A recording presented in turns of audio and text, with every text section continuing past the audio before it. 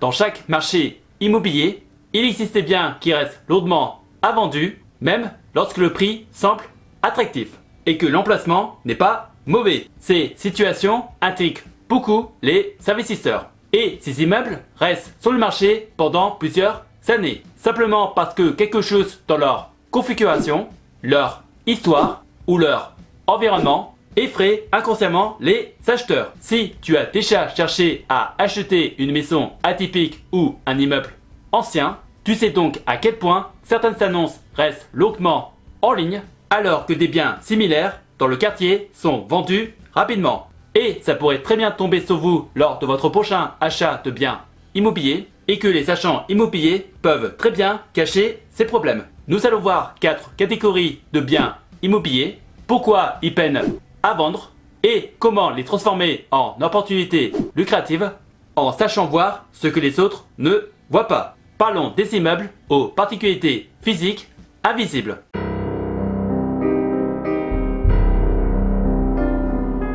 Certaines maisons ou immeubles ont des particularités physiques qui rendent leur vente très difficile. Il peut s'agir d'une parcelle irrégulière, d'un voisinage peu esthétique ou de contraintes techniques comme des fondations fragiles, des matériaux anciens ou des problèmes d'humidité. Un exemple fréquent serait les maisons implantées au-dessus des carrières de calcaire, comme on peut en trouver en région parisienne ou autour de grandes villes anciennes. Ces biens souffrent d'un fort blocage psychologique, car la présence de galeries souterraines évoque un risque structurel difficile à évaluer pour un acheteur non averti. Et quand on achète ce genre de biens, il faut faire absolument une étude géotechnique afin de cartographier précisément les vides souterrains et d'évaluer l'importance réelle du sol.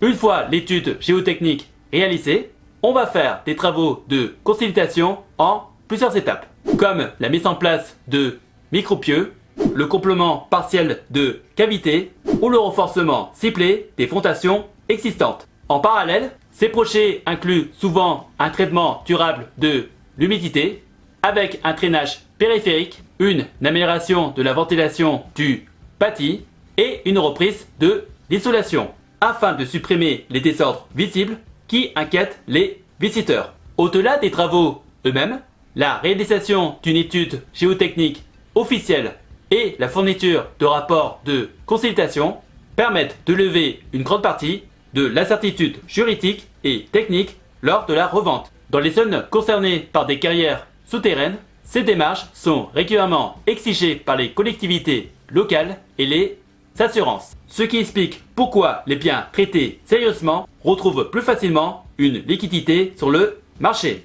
Parlons des immeubles mal aimés, que ce soit culturellement ou historiquement.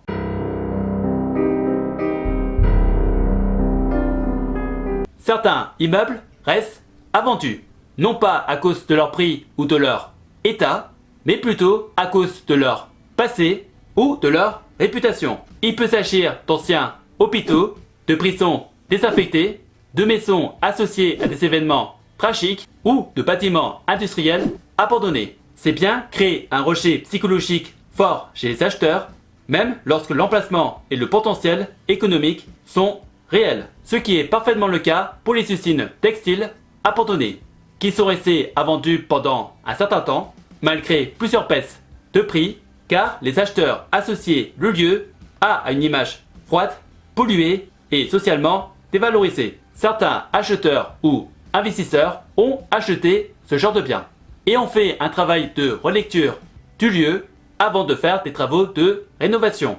Et parmi ces projets réalisés, certains ont conservé des éléments architecturaux forts tout en supprimant les espaces anxiogènes et inutilisables. Au-delà des travaux, la stratégie a surtout reposé sur le repositionnement symbolique du lieu, nouvelle identité visuelle, communication axée sur la créativité et l'authenticité plutôt que sur le passé industriel. Ce type de projet montre lorsqu'un immeuble est rejeté pour des raisons culturelles ou émotionnelles, la clé n'est pas d'effacer son histoire, mais de la transformer en élément de valeur. Parlons des immeubles trop innovants.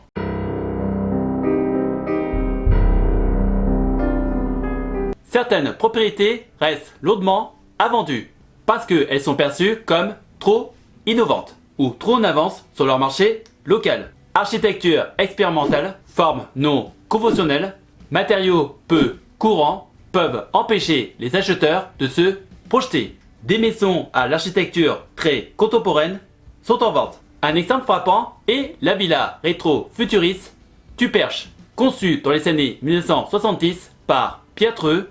Cette maison se distingue par son architecture Space Age avec des volumes audacieux et des formes organiques rappelant un vaisseau spatial posé dans la campagne française. Sa structure atypique, combinée à des matériaux originaux et un agencement intérieur non conventionnel, a rendu la vente difficile, même en la proposant autour de 1,45 million d'euros, car le marché classique n'était pas préparé à ce type d'architecture. Ce type de bien illustre parfaitement la problématique des biens trop innovants, car on a bien vu que ce n'est pas leur état ou leur prix qui empêche leur vente, mais parce que leur style radical sort des repères traditionnels des acheteurs. Et lorsqu'un bien aussi singulier se vend, ce n'est pas souvent grâce à une baisse de prix, mais plutôt grâce à un repositionnement intelligent, comme viser d'autres acheteurs tels que les amateurs d'architecture. Pour rendre ce genre de bien attractif, on peut citer plusieurs leviers de valorisation,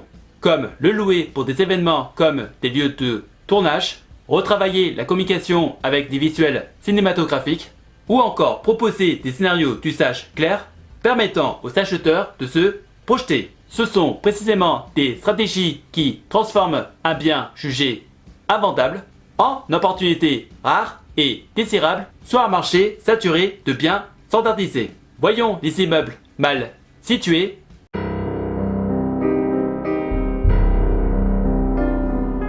Certains immeubles ont du mal à se vendre en raison de leur emplacement ou de leur état, même lorsque le prix est attractif. Proximité d'une zone d'activité peu valorisante ou environnement jugé peu attrayant sont autant de freins pour un acheteur traditionnel. Ce genre de situation se retrouve dans plusieurs bâtiments à Toulouse, notamment des immeubles de bureaux ou des structures abandonnées depuis des années. Et l'immeuble Terçu en est le parfait exemple. Il est longuement resté à l'abandon après le départ progressif des occupants et des épisodes de squat au point même d'être perçu comme une verrue urbaine plutôt qu'un actif attractif pour des investisseurs classiques. Pour sortir de l'impasse, la solution ne consiste pas à lutter contre la localisation, mais à repenser totalement l'usage du bien. Le promoteur Vinci Immobilier a décidé de réhabiliter l'immeuble Terçu en le transformant en une résidence mixte de logements, incluant des logements pour étudiants et jeunes actifs, afin de répondre à une demande locale forte plutôt qu'à une clientèle résidentielle traditionnelle. Cette transformation illustre qu'un emplacement, initialement perçu comme un handicap, peut devenir un avantage stratégique lorsqu'on aligne l'usage du bien avec les besoins réels du marché local, en repensant complètement la fonction des espaces et en communiquant sur des atouts nouveaux comme la proximité de transport ou d'équipement. Si vous avez des questions, n'hésitez pas à me les poser dans les commentaires et j'essaierai de vous donner des réponses claires et précises. Et si par hasard tu cherches des solutions pour faire travailler ton argent ou générer un revenu passif, tu peux regarder dans la description de la vidéo des playlists de vidéos d'avis de plateformes d'investissement que j'utilise pour faire travailler mon argent, que ce soit dans la bourse, les prêts, l'immobilier ou les crypto-monnaies.